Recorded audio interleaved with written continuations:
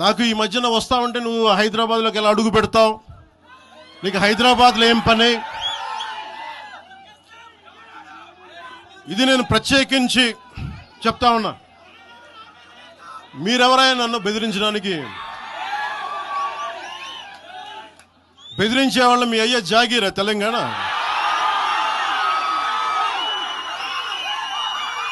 నా మీద దాడులు చేస్తా ఉన్నారు కదా.